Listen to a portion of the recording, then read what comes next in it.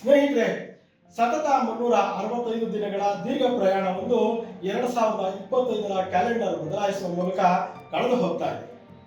ಇದಿಷ್ಟು ದಿನಗಳಲ್ಲಿ ಕಳೆದುಕೊಂಡಿದ್ದೆಷ್ಟು, ದಕ್ಕಿಸಿಕೊಂಡಿದ್ದೆಷ್ಟು ಅನ್ನೋದು ಯಾರಿಗೂ ಪಾಪ ಅಷ್ಟೊಂದು ಸುಲಭವಾಗಿ ಲೆಕ್ಕಕ್ಕೆ ಸಿಗಲ್ಲ.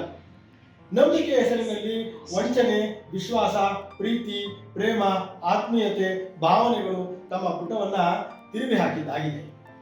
ಒಂದು ನಿರ್ಮಲ ಪ್ರೀತಿಯನ್ನ ನಿರ್ಭಾವಕರಾಗಿ ಅದೆಷ್ಟು ಜನ ತಿರಸ್ಕರಿಸಿ ಕಳೆದುಕೊಂಡ್ರೋ ಅವ್ರಿಗೆಲ್ಲ 2026ರಲ್ಲಿ ತಂಗಾಳಿಯ ಸುಳಿಯಂತಹ ಪ್ರೀತಿ ದೊರಕಲಿ ಅಂತ ನಾನು ಕೂಡ ಹಾರೈಸ್ತೀನಿ.